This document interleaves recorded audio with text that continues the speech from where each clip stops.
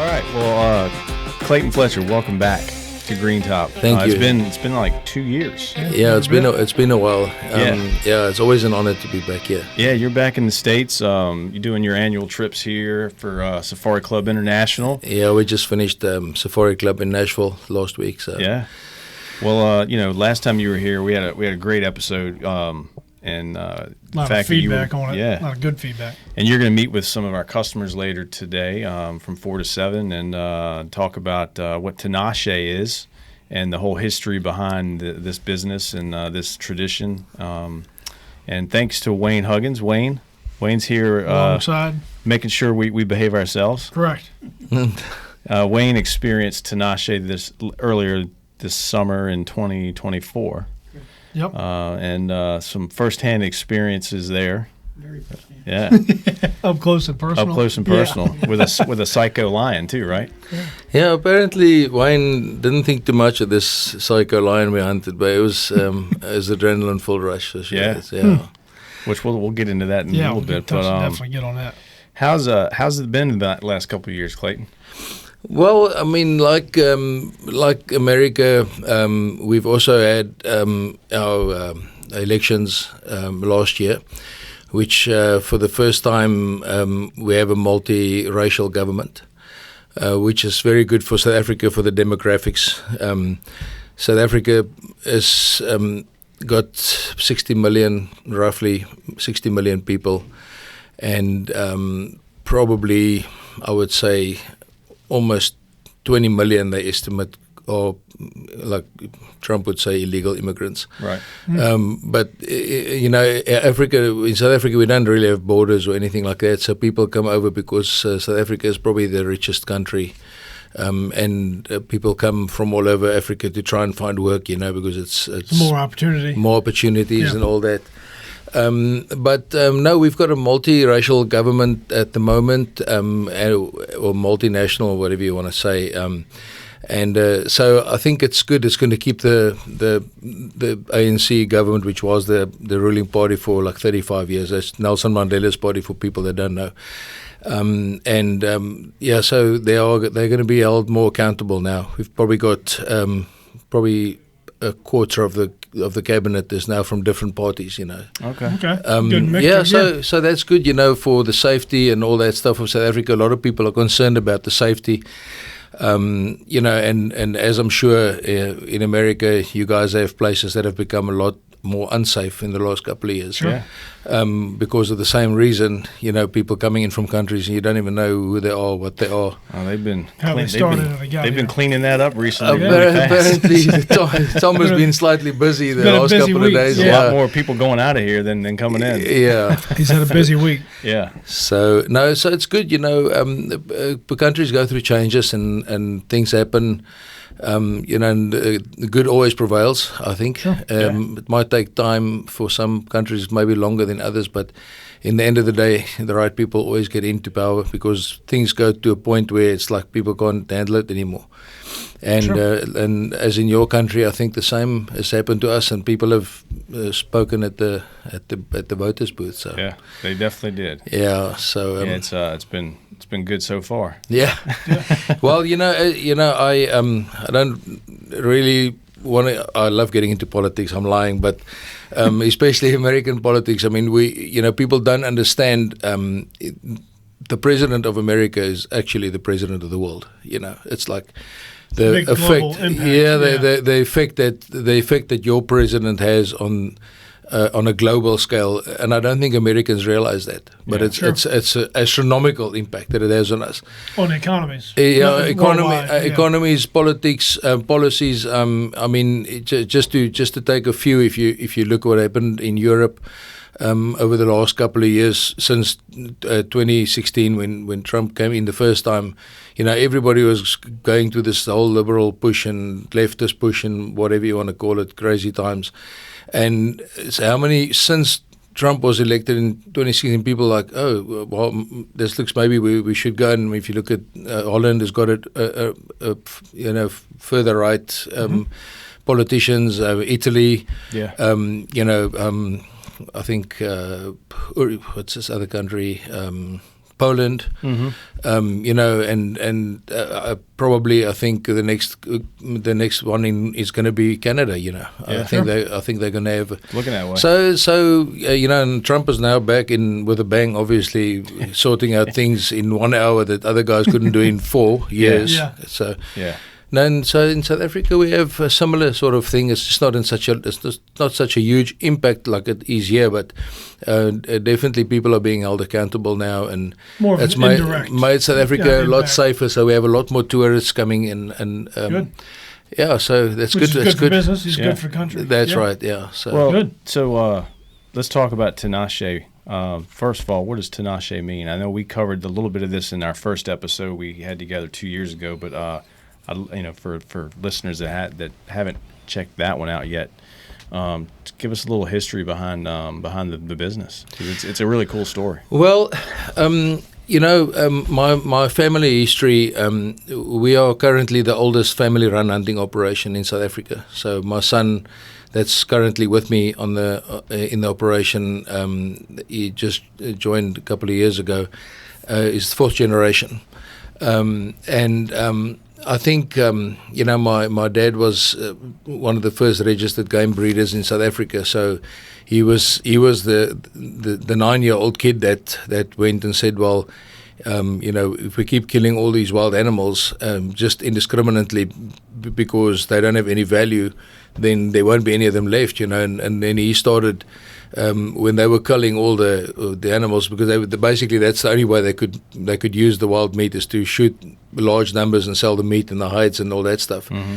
And as a kid, he begged his dad and them to can he catch the babies that were remaining, and took them back to a small farm at that stage and hand reared them and put them in a cage, and then the cage became a bigger cage and it became a camp, and these were all kinds of animals. And these are all kinds of animals. Yeah, I mean lions and everything. Yeah. And to a point where we had the entire property high fenced, and and then when he was in his 20s, the same people that always used to come and hunt these or shoot all these big wild herds, and they basically started disappearing. They couldn't find any.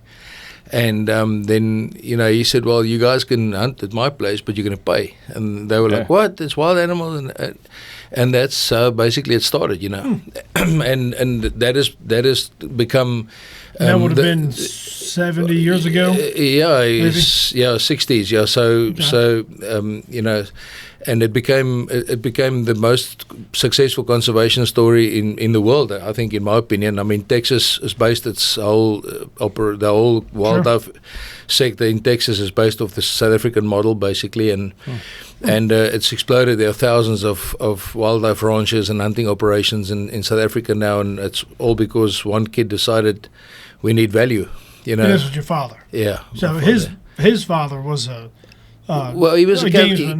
He was a cattle. They were more into cattle, and they did have some wildlife, but they were because in our area there were lots of wild animals back then before there was closed farms and high fences and stuff like that. So they used to just go and cull animals and sell the meat because that's all they could do. That was the only value. Yeah. And then when my dad started the operation on my grandfather's property, and eventually bought him out, and we expanded that way. So. It's pretty forward thinking for a 9-year-old. Yeah. Well, he was just amazing that way. Like he had the same with the lions. We were hunting lions in the 60s before I was born, and they used to just lions came from Austria and Germany, and they hunted lions on his private property, which we call ranch lions. And those days we hunted them, you put the skin in a box and you just post it. There was no regulatory thing because nobody cared about lions, and until people noticed. But it's a good money industry, and it's good. It's good for conservation. Conservation, 100%. So now there's more lions more lions the growth of lions in South Africa, even though it's still the most hunted lion population in the world, it still grows faster than any other because of the value. Sure. And people protect value. You know, Absolutely. that's just the way it is. If something has got money, for example, and I think in the first interview I spoke about the cheetah, for example, just to use something that the listeners can understand. If a cheetah on any ranch, a wildlife ranch, cattle ranch, any of those things are considered, I mean, they're highly protected, endangered, and seriously protected. I mean, if you touch a cheetah, you're probably going to end up in prison. But it's become public enemy number one for a wildlife ranch or a cattle farm or anything like that, because a cheetah has to actually catch every single day. It catches a new prey, and it eats its full, and then it leaves it. The next day it'll catch again and again and again. So, I mean, we have farmers that's entire small game population has been wiped out in a year or two. By Since, protected cheetahs. and they get nothing out of it. The government doesn't pay for any damages. So essentially what happens is, and unfortunately, I mean, those cheetahs end up in the ground. You know, the people shoot, doesn't matter what if it's big, small, it's done. Because it has no value. Could have It's value. only negative value. Yeah, so for example, if the government would say, okay, we'll give you a license, like if you have 5 cheetahs on your property, we'll give you a license to hunt 1 a year. You know, a $25,000-$30,000 cheetah would be much more protected than a $0. Absolutely. I mean, And that may pay for what it eats for the year. well, yeah, I mean, at least, you know, and so now you'll say, well, if I get a permit for 1, if I got 5, now let me have 10 or 20 or 30, now I can shoot 3, 4, 5. Correct. And now suddenly that's his main income, and he protects them. Sure. So it's just a simple, way of thinking, but, you know, it's just common sense, you know, people. And I think the worst thing probably for any wildlife, in South Africa, in any case, is government, you know. Yeah.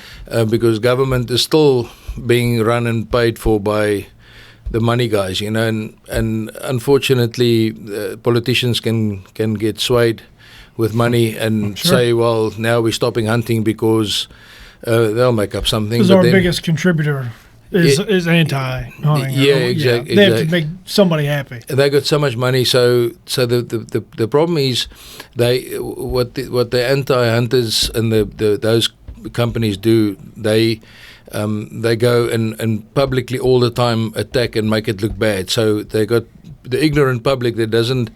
You guys have probably millions of ignorant people in this country that just believe everything the media says and just follow like sheep after everything. Nobody goes and investigates to see the reality of it. So ultimately what happens is the government, the public, the ignorant people in the cities and stuff that don't know anything about wildlife will donate money because this little lion and that little lion and that, and then they make so much money. So it's very easy to change a politician. Uneducated public. Yeah. So, but that's the same problem, I suppose, everywhere. So Yeah. Sure. Yeah. Similar anti-hunting pressure here. So let's talk about the Tinashe itself. What's the meaning of it? Well, Tinashe, it's actually part of our testimony. Our entire company we built around testimony, and so it's like when people come there, like Mr. Wayne over here, you'll know what I'm talking about. You can feel God's presence there, you know, and we're not shy to speak about God. You know, we're all reborn Christians. We all serve God, and we're very proud of that. So, but when we broke away from the original family business and started our own, we needed to come up with a name for our company, talking years ago, and so we couldn't think of anything. You know, in Africa, you try to give your business, especially if it's wildlife, like an real African name. Sure. So, you know, you don't want to call it like Flamingo Safaris or some stupid thing like that, because it doesn't really sound like Africa, you know, so you call it the African name. So anyway, so we couldn't come up with a name, and then one night my wife and I said, well, you know, let's pray about it and ask God to provide us with a name. And we went to bed, and the next morning when she got up, she went to the office, and the computer was on, and on the screen stood Tinashe. And we're like, what the hell is, we didn't know it was like a sushi dish or what, it sounded like, what does it even mean? It doesn't sound like, and then when we Googled it, it's actually a Shona name, which is from Zimbabwe, and the name of Tinashe actually means God is with us. Oh, wow. Yeah, so the company's name Tinashe means God is with us, and, that's great. Excellent. Yeah, and so no, it's very cool. Everything we do, we try and glorify Him, and that's why at Tinashe we book one group at a time. It's not like other outfitting companies where you try and book multiple groups and you get a guide to hunt with you. So when either one or a family, we really love working family groups because Tinashe is situated probably the safest part of the country in South Africa, not just geographically but also concerning stuff like malaria, all those funny stuff.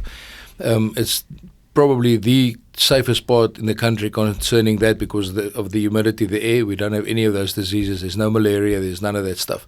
So our clients can bring their families, kids, babies. I mean, we've had 18-month-old baby come with their parents hunting, and I think the flight was maybe brutal for mom, but I mean, other than that, and so extremely safe in that regard. You don't need to take any shots or vaccines or anything like that. Okay. And that makes it a very big draw card. I bet that makes a big difference. Yeah, and then we felt that over the years people have pushed, try to go after numbers and trying to get as many clients as possible. And we didn't feel that was the right way to go because people neglect personal. That's why people come to Green Top, for example, because Green Top, you feel like you're getting a personal service. You feel like you're actually part of a family, and I went to one of the competitor stores or a couple of them, and it's really not the same. You guys have something different. Yeah. And you feel the same when you go to Tinashe because we make the clients feel like they are the most important thing. We go out of our way with, like every night we'll do different dinner settings. They're always hunting with me and my son. We're the owners of the property, so it's nice for people to book, and then it's like that personal. And when you phone or email or WhatsApp or any sort of messenger, try and reach out, you're always going to speak to me personally. There'll never be somebody else that you'll talk to get to me or whatever. Everything's always personal. And we've tried to keep it that way for a long time, and thank God we've managed to do that. So, so we give a really high-end 5-star service, and then we've got over 30 species of animals to hunt in one area. So that's great because clients can come and they've got a huge selection of plains game and, dangerous game, buffalo, lion, rhino, all those type of things. And then when they get back tonight, you go back to fine dining and luxury and comfort and just really nice, really nice facilities. All on one ground. All on one property. And, and that's how it is with all our groups, So I think that's special. A lot of people probably look at the accommodations and like, oh no, that's way over the top for hunting. But they lie. Right, and there's no man in the world that's ever gone there and like, no, this is way too nice. I can't sleep here. They love it, all of them. So, it's nice. Yeah, and that's why we push very hard for families to come. The guys must bring their wives. We like it or just like 3 or 4 couples that come, because we really make it special for the ladies, and most of my lady clients hunt, so it's not and they hunt with us. Well, it's a different experience from what I've seen and what I've heard from people that go. It's unlike any other hunting experience. I mean, if you want to experience hiking in the mountains and after an elk during bow season, and that's one thing, but going to Africa, you don't want to get pooped every day, just hunting hard, and you want to enjoy yourself. It should be more like a vacation, which this looks like it's a combination of all of that. And it really is. The opportunity and success rate is extremely high. Extremely high because we've got large numbers of animals, big variety of species, and and hunting with the owners, and people think maybe it might not be that big a deal, but I promise you it's a huge deal to be hunting with the landowners every single time you come. Sure. Right. Because, who knows better than me? We know the place like the back of our hands. And I've been coming to America now for 30 years, every year for between 4 weeks and 8 weeks.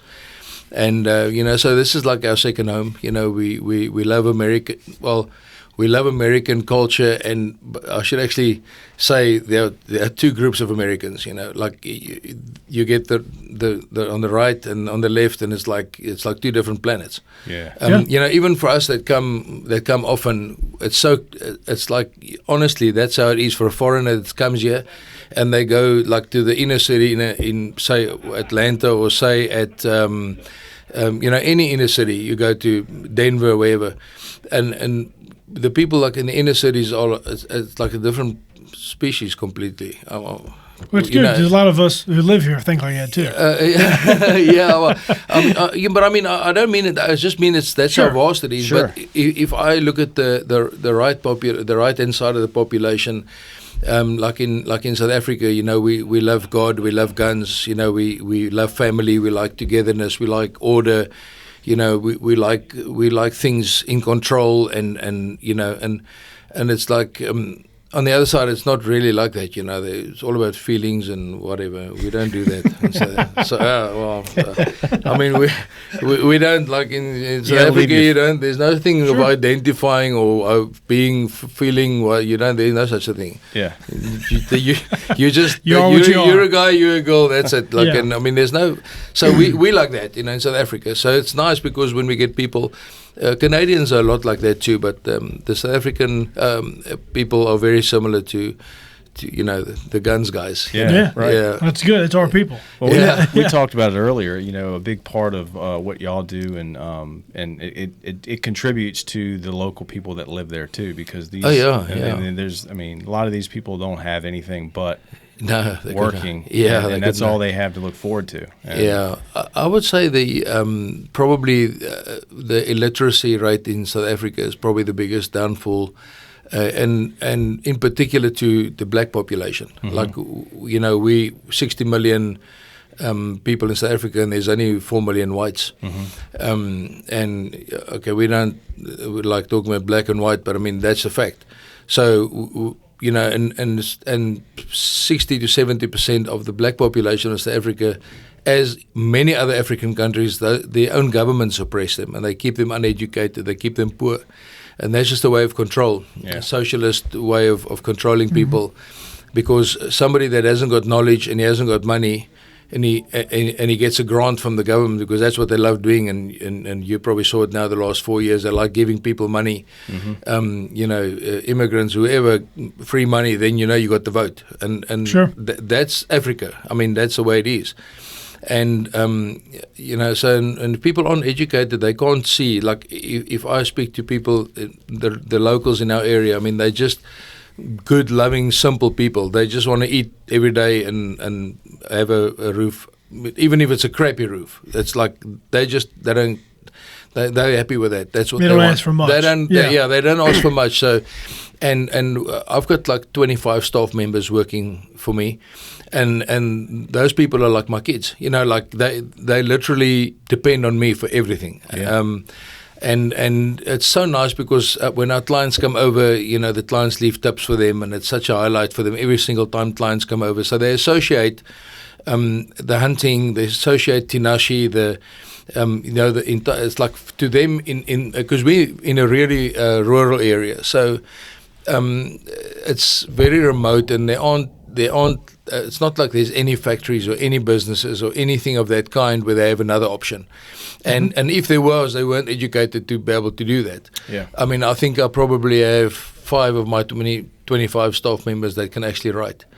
Wow. But they will. But they know how to work. They want to work. Exactly. Yeah. They want to work, and they want to make a living for their families. Sure. And so we've built them all houses. They get all free electricity, water and meat from what the guys hunt, and sure. and we have an orphanage too that we support about 20 minutes away from us, that we when they need meat, we'll take meat for them, all from hunting. So they associate the hunting with with a good life and survival. Sure. Yeah. And all the other people in the area that are just cattle ranchers or whatever, almost looking up to my staff because they've got they're working with these foreigners and they see planes coming in and people. They've got kind of a so premier they feel job. like they're the king of that jungle, Sure. and, Yeah. and Which it's is great. It's very nice. It's great for someone to have that the pride in what they do.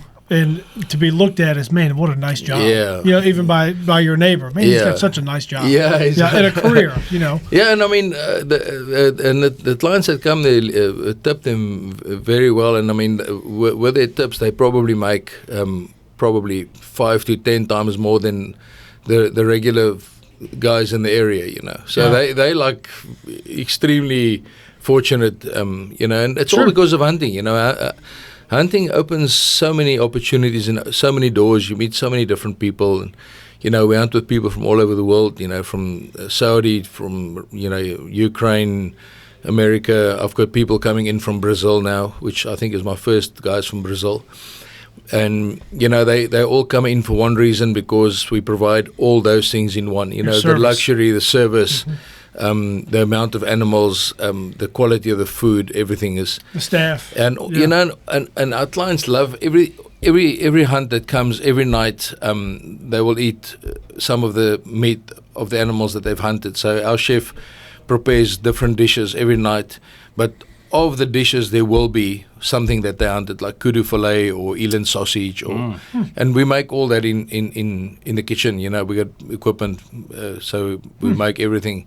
So the guys will have, if they have mince, it's the animals they hunted. If they have sausage, it's the animals they hunted. If it's whatever the meat that they have will be the animals that they hunted. See, Wayne told us the food was no good. He said the food was awful. Yeah. Yeah, he gained 10 pounds. He said he gained a pound a day while he was going. It was terrible. Yeah, and you're not sleeping in a tent. I mean, you're sleeping in the accommodations. They look incredible, and Wayne attested to that. I mean, he said it was just top notch. Yeah, 5 stars. Yeah, well, I mean, they can. The listeners can go and check out the website. I'm sure you guys will post the website. Sure. And if anybody, I'm like I said, I'm always reachable. So if people have my email or contact, they'll speak to me directly. I don't.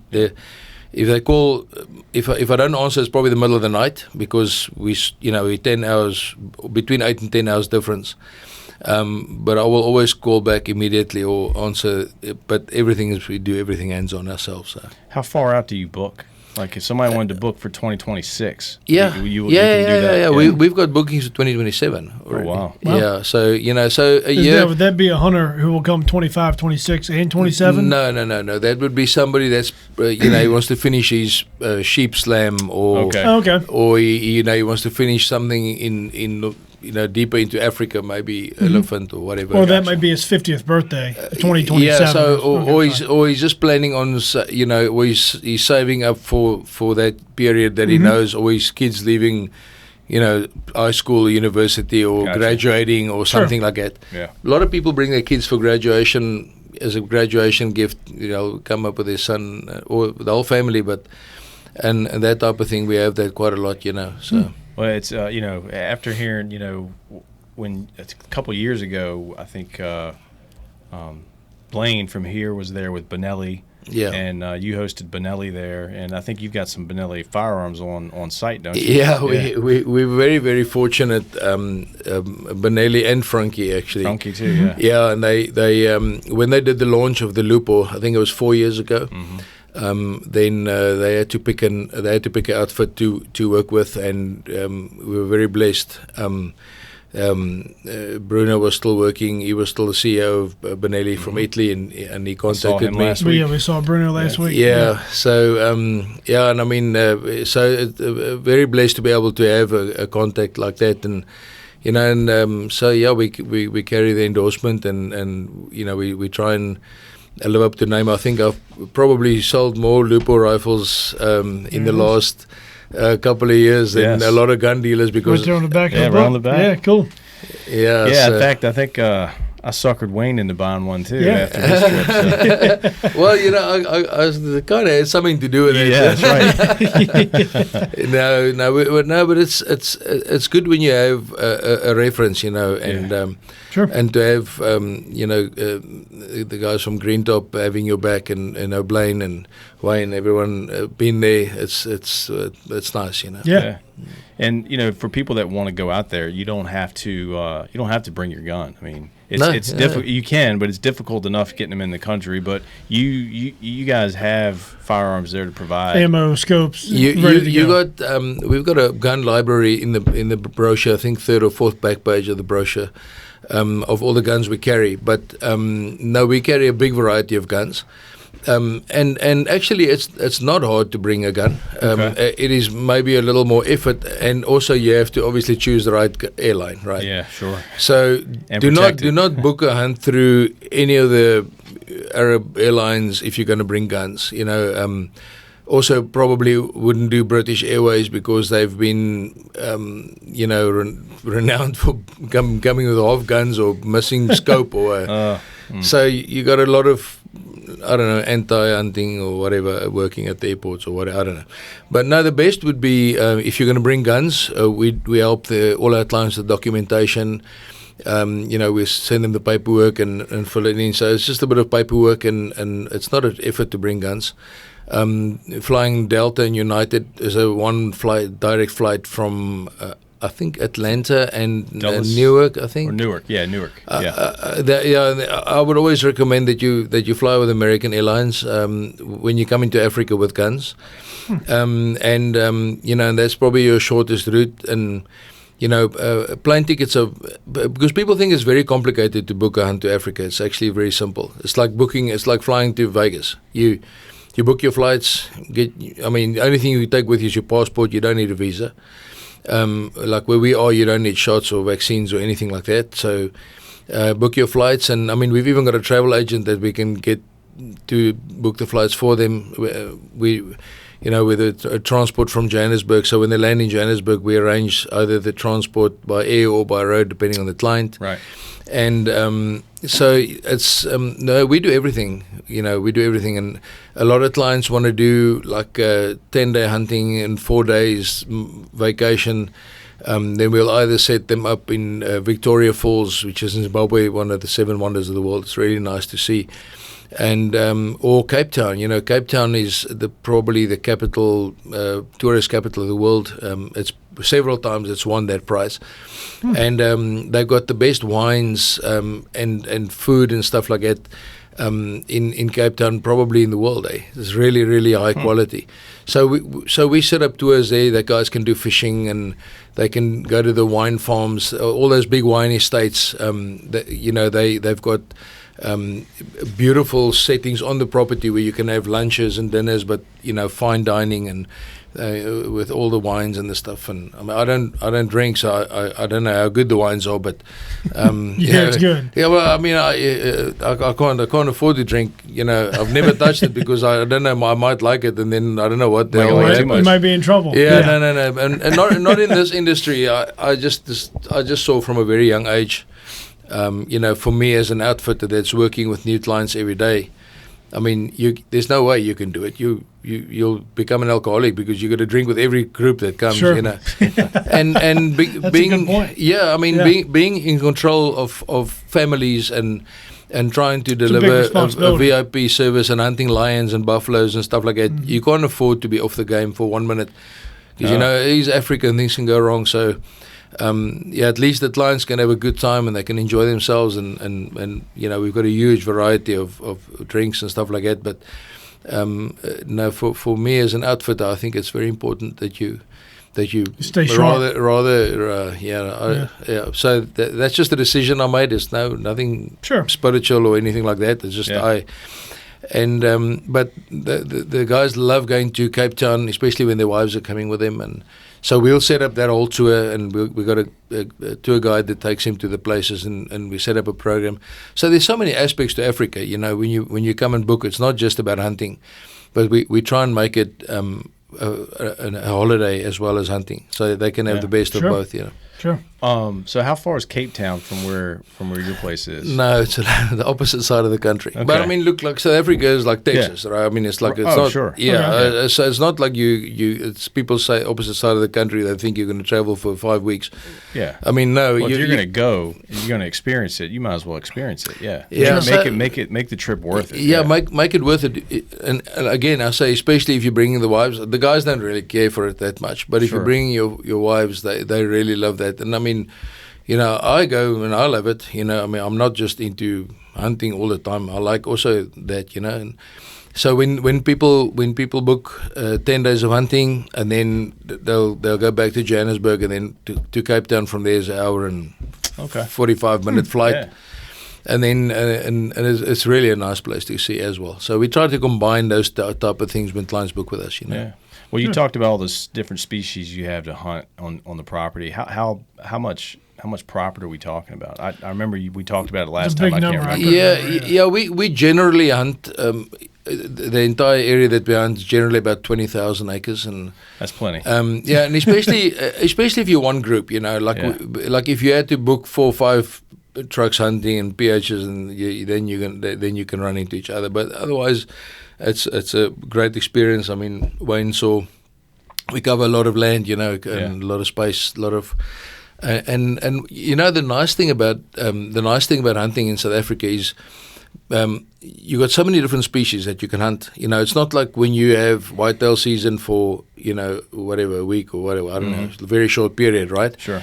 And then every year you got to just the same thing, and you got 1 or 2 species that you can hunt. Then it's turkey, and then, you know, with me you can hunt 30 different species and in 10 days, and not one hunt's going to be the same. Right. Each animal looks different. Each animal you got to use a different tactic. So it's like almost like war games. You know, you got to really outsmart them. You got to do walkthroughs through areas, through blocks. Some animals you got to actually just track them. Otherwise, you will never bump into them. You know, like the lion, for example, you got to pick up his track, and you literally got to track him down. Extremely exciting hunt. And you've got a couple trackers. Yeah, Some good yeah. ones too. Yeah, it's a specialized thing. You know, you can't have just anybody go and track. You know. Sure. And I mean, I can track too, but you know, I'm more the eyes. So my trackers will be in front. I'm talking about lion now. Anything else when we go out, it's just me and the clients, and we'll walk and then if we get something, I'll call the trackers in on the radio. But no, and every hunt is different. Every single one is a different experience, and some are much tougher than others. Like you'll think, for example, an eland is the biggest antelope in the world. It's bigger than a buffalo, Cape buffalo.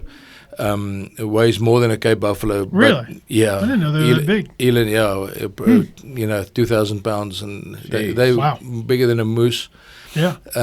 So you know, an eland can't take a shot. If you hit him relatively good, you're going to find him. Yeah. But then if you shoot a blue wildebeest, and for example, you can one lung him, blue wildebeest or gemsbuck, for example. If you're quartering and you only get the one lung, Yeah. he's not going to go down. You're going Really? to that thing goes. It's almost like they enjoy it. Like, oh, thank you. And now it's like, you know, no. I mean, I'm just. Is They it just because keep there's going. so and others that they're so tough. in a big herd? Do you think they just keep pushing each other to keep going and going, or I think it's just the will it's to just live. tough? Yeah. I think it's just the will to live, and they fight. You know, they're always fighting.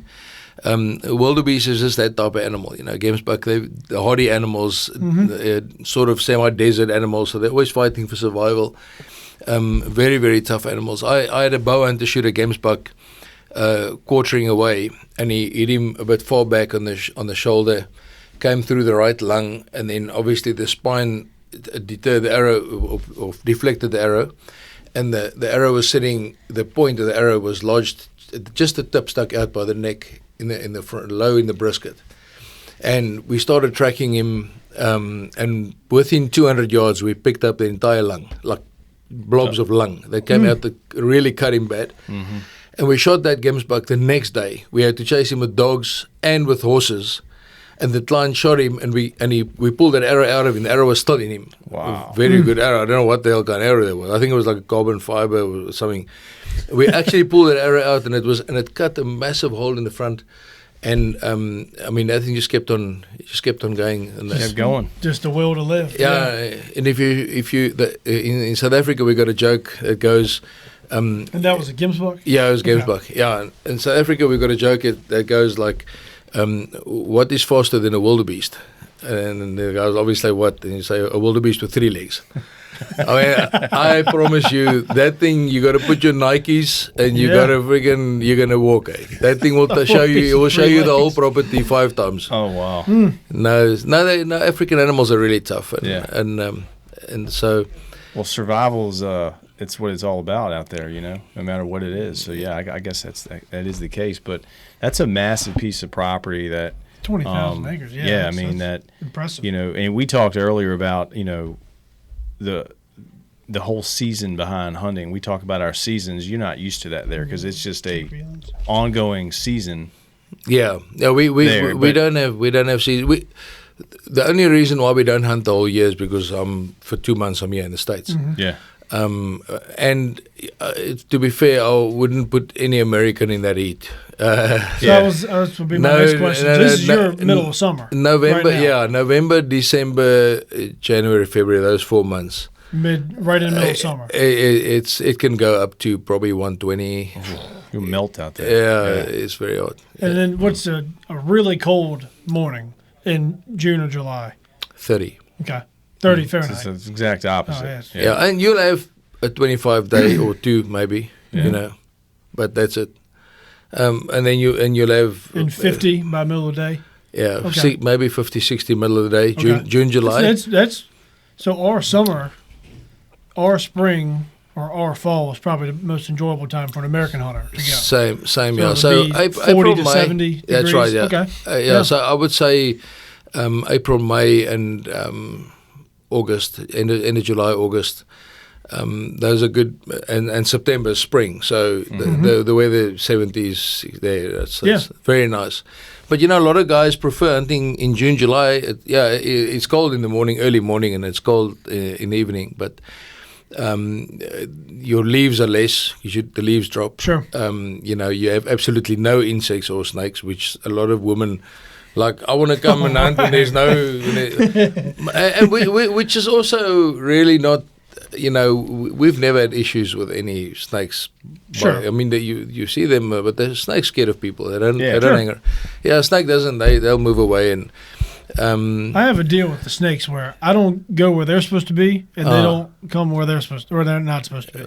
So a snake in my house is not good. But if a snake's in the woods, he's fine. It's where he's supposed to be. Yeah. I got that same deal with a shark, man. With a shark? Like, I stay out of the sea, he stays off my land. See, everything's fine. Not a problem. problem. Yeah, exactly. Yeah, you got to deal with them. I got a deal. No, so it depends on preference, and then obviously most Americans, when they do bring their families, it will be during summer break. So June, Which will be July, your winter. when the kids are off school, and that's when most family hunts take place in that time. So That's a boring time of the year too, because nothing's in season here. So Correct. I think I had a customer Nothing over the to summer, hunt. the same Right in thing. the middle of baseball season. He may have contacted you guys already. I mean, I just said, hey. He said, "Man, it just sucks. There's nothing to do in July." And I said, "Man, you need to go to Africa." In prime Yeah. time.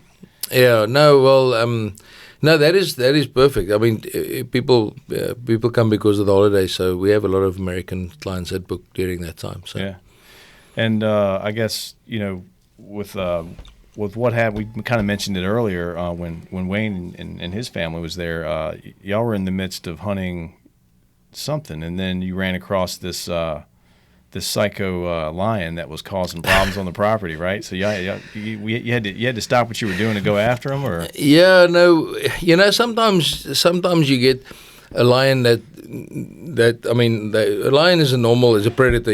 He's an opportunist, but somehow I don't know. This lion killed for fun. I think it was more like it.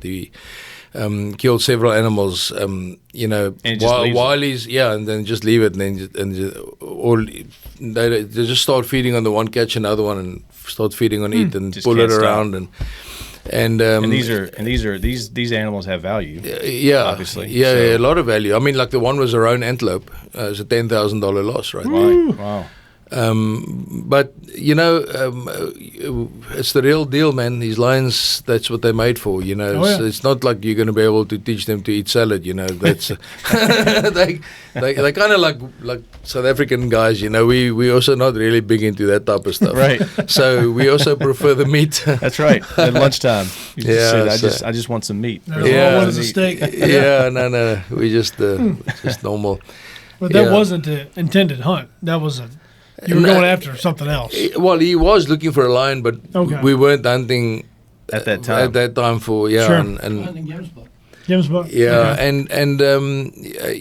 And that's what's nice about Africa, because you could be tracking something and then you could be sidetracked by something better, and you could be, tracking something and then you bump into buffalo, grazing or whatever. So that's what makes Africa so special, because you never know, you just never know what's going to be around the next corner. Yeah. Sure. And if you think, imagine you guys had 30 different species of deer, and you don't know what's next. I mean, and you have a chance at all of them. You'd be so excited to go out hunting, Sure.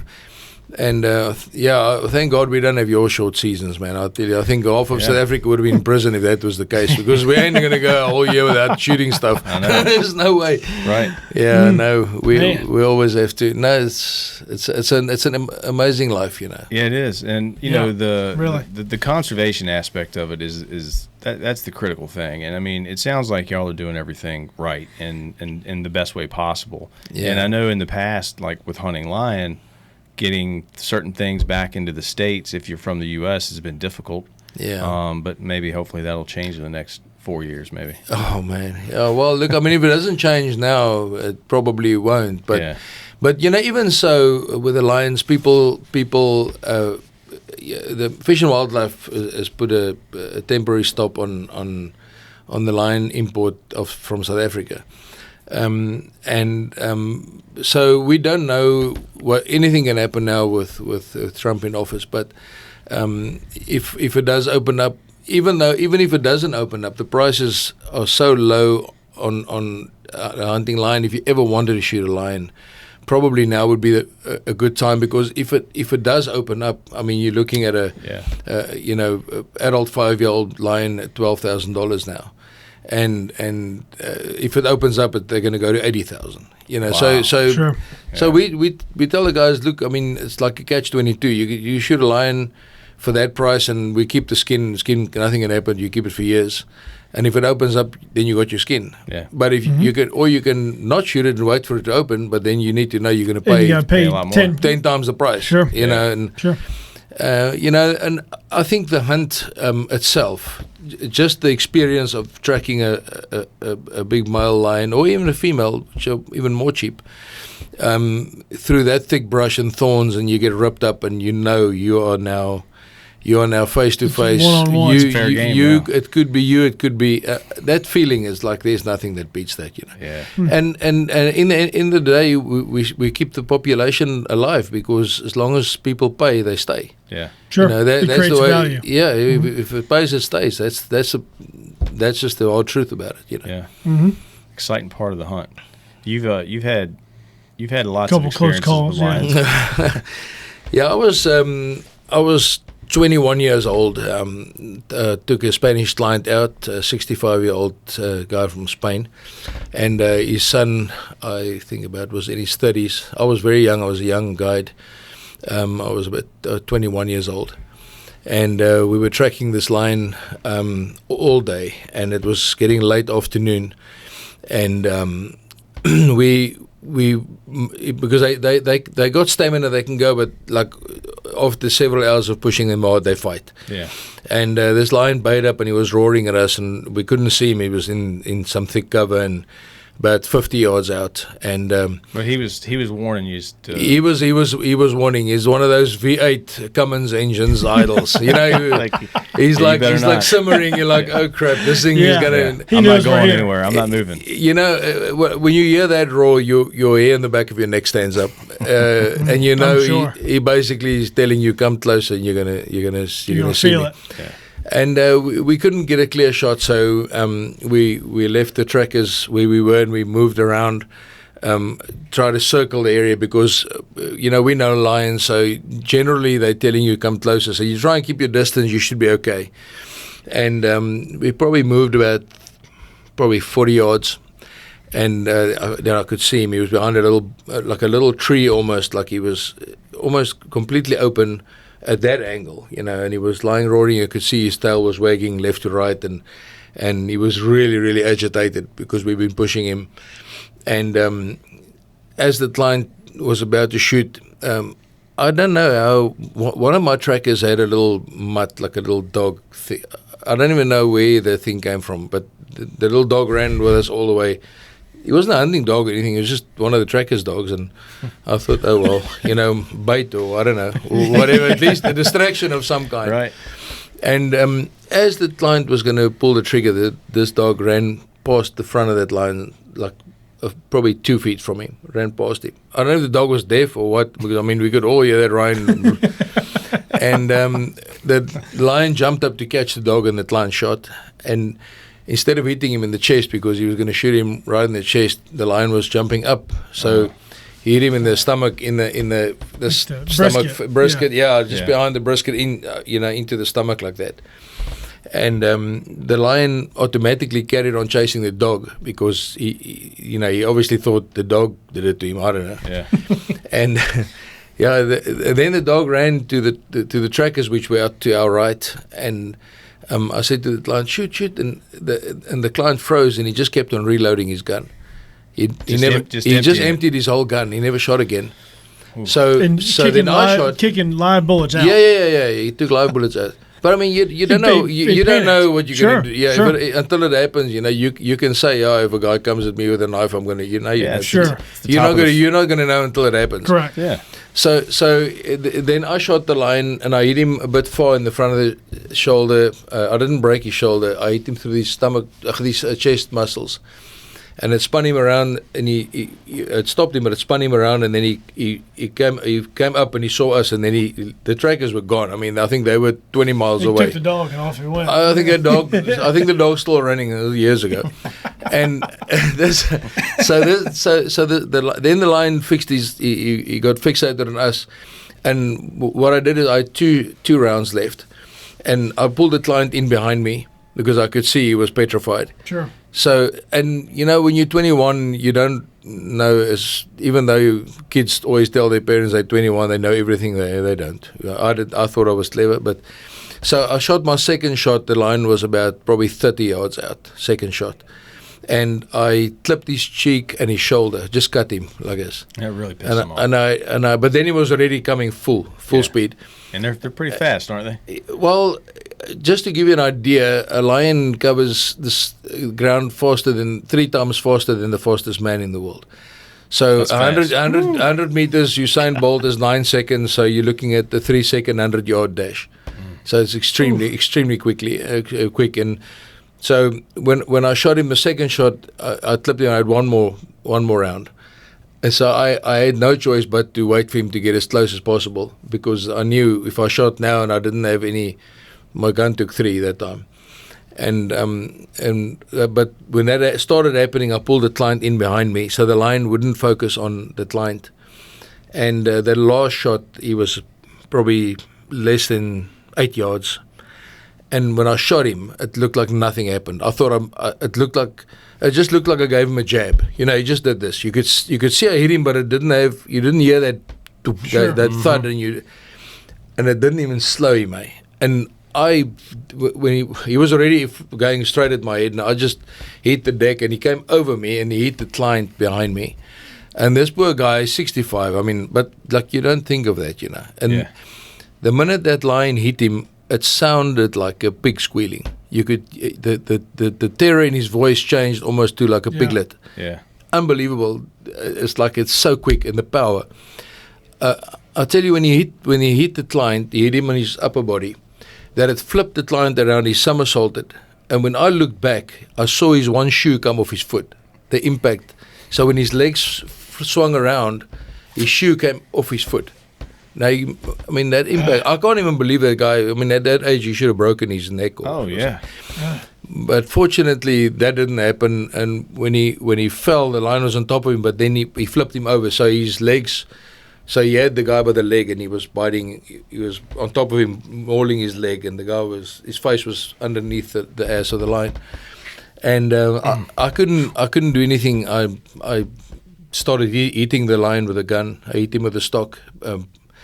I tried to eat him on the eye socket. I thought maybe I could get him to back. No, I knew, but I mean, if you heard, I thought maybe he'll let go of the client and back off. And then the third time that I hit him, he came after me, and I just kept the gun in his face, and he was hitting the gun with his paws. And every time I picked up the gun, he knocked it down.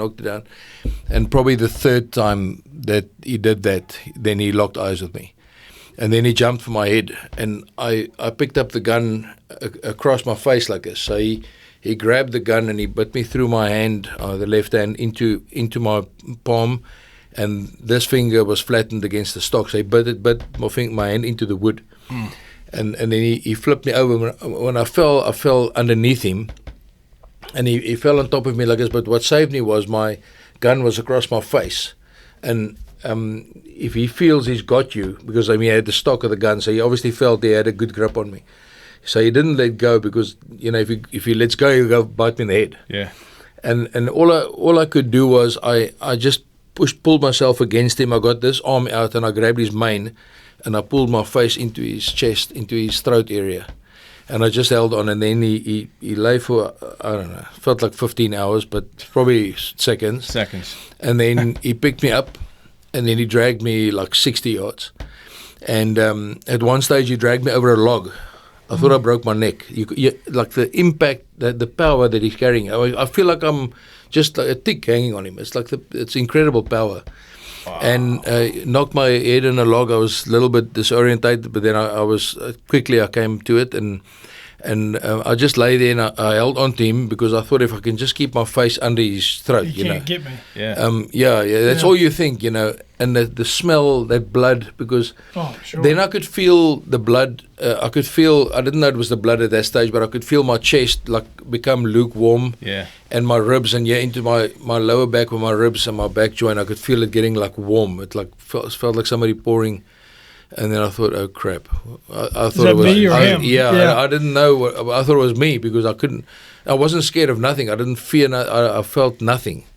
And that's before I got saved. I didn't even know Jesus then. Okay, that was years ago. Man, thank goodness he knew me. Yeah. But anyway, so anyway, I just lay there, and then he got up and he started vomiting. He was trying to roar, but he couldn't roar. He was like, and he vomited.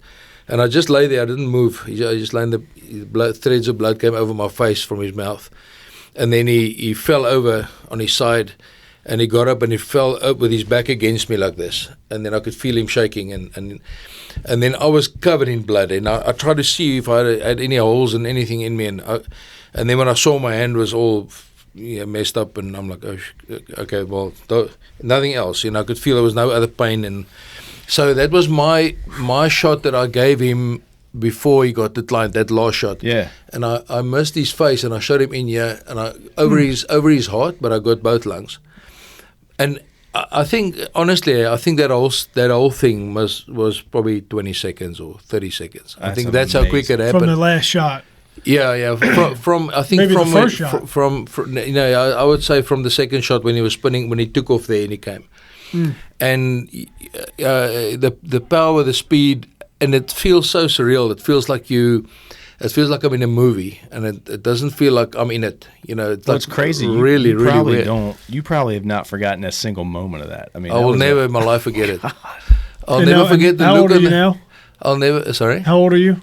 I'm 50 now. So that was 30 years ago. Yeah, And it's 30 just like years it was ago. yesterday. Yeah. Yeah, I mean, I even remember the dog's color. Like, everything was so. And the thing is, after all of it was said and done, we had to obviously get somebody back to the Jeep, which was an hour or two walk, because we were on foot. And when I was sitting there, and the client was lying there moaning, and my hand was started throbbing. I could feel the life come back to it, and the thing that I can remember is like the doves. Late afternoon, the doves just in the trees, just. That's yeah.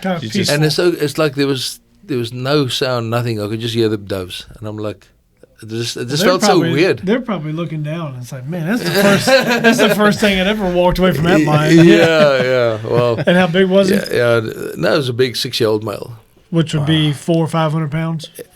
Yeah. At least that, yeah. I hope that's the closest call you've had.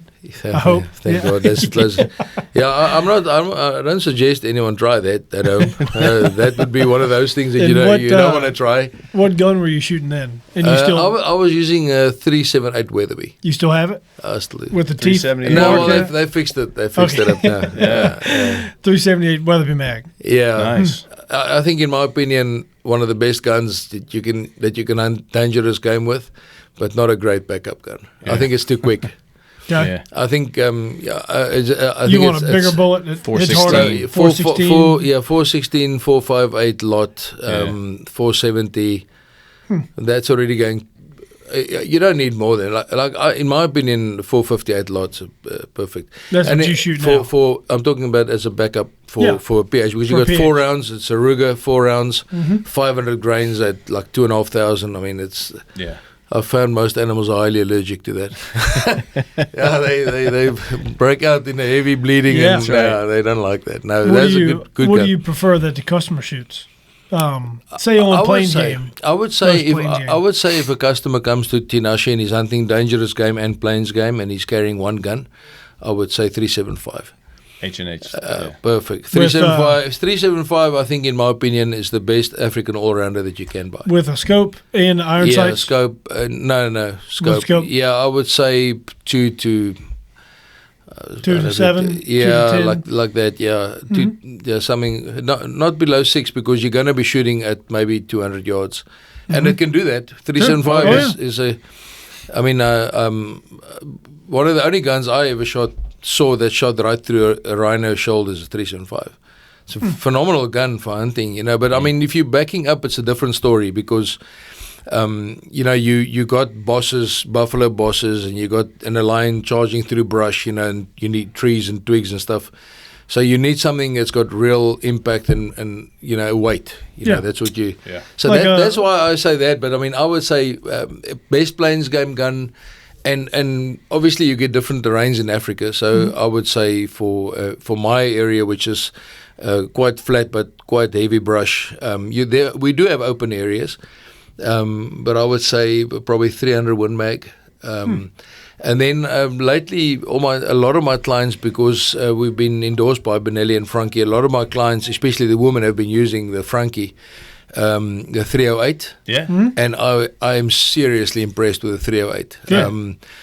Again, when there's brush, you got to be bullet, 180 grain. Yeah, over 165. And a bonded bullet or a heavy core. Yeah. Here we go. Soft, but I tell you, I was honestly the last year I have been very, very surprised by the 308. And Frankie makes a beautiful 308. I'm sure you guys saw them. The momentum. Yeah. So I mean, you guys at Green Top carry the Frankie. I would recommend definitely that. And it's not just a great ballistic, but the gun itself is so comfortable. It's not a heavy gun, and it's really good for women and a little bit bigger kids, but it's got no recoil, and it I mean, you shoot eland and whatever you want. That's great. Yeah. So. Wow. Well, Clayton, we got to get outside to the floor here. You got educate the people. You got a bunch of people coming to see you. That's right. And the lion story was great. Well, sorry I went a bit long, but man, that's perfect. Oh, we have a nice Rigby rifle you should take with you. Yeah. That's right. Man, that Rigby, that's a great gun for a customer that's going to go and shoot. I mean, and I saw the Rigby. Anybody who's looking for a great African gun, it's beautiful. You cannot get a better gun. Honestly, I don't think you should. You'll definitely get somebody that's going to go to Africa, and I would recommend that. And anybody hunting dangerous game, hands down. a beautiful gun. You can Got a original Smith & Bender, I think yeah, 1 to 5 scope or 1 to 6. Yeah, and I mean, I felt the gun, the balance. It's a perfect gun. So yeah, anybody that's coming to Africa that wants to book any dangerous game, come and buy that gun. Yeah, I would say, because I think it's 6 boxes of ammo with it. Yeah, it's got plenty of ammo. Yeah, I mean that's already a huge deal, right? I think the ammo is like around $300 a box. Oh, it's easy. I think at least that. Yeah, at least that, if not more. But you know, and it's a gun that you shoot on those special occasions. You know, Sure. your elephant, your buffalo, those type of Sure. things. And for somebody that's looking for a big game classic, I would come and buy that gun in a heartbeat. But you know, for me, for my job, you know, I need a tool. You know, I can't be sorry. I mean, I wouldn't even take it out of the case. Like, it's so beautiful. You know, I'll go hunt 1 or 2 special animals, and like, to me, it will be a waste to take that gun away from an opportunity for somebody else to buy it that really will appreciate a beautiful, amazing gun. But yeah, I should open sights. You carry one every day. I carry it every day. I mean, my gun goes through sticks and stones, and it's scratched, and the gun blue comes off. I carry it so long. I carry it over my shoulder, and the gun blue is already off of my handies. And so it's But you don't shoot much more than 20, 30 yards, and you're a backup shot. Yeah, all my shots are either running to me or away from me. Yeah, so I just always make sure that client doesn't lose his well-earned trophy. Sure. Make sure that my client doesn't get hurt in any way, and that's the only reason why I carry a gun like that. You know. Yeah. All right, well, thank you so much for the privilege of being able to have this podcast with you guys. And we're honored that you come by the store when you're stateside. So yeah. Well, I mean, Greentop's the place to be. So right. I mean, I wouldn't want to do it anywhere else. So I appreciate that. Yeah, wonderful knowing the owners, and you know, it's a great family business, and I mean, it's really amazing. So well, appreciate that. Thank you. All right. All right. Well, appreciate it, Clayton. Yeah. Okay, man. All right. My pleasure. Hey, bye.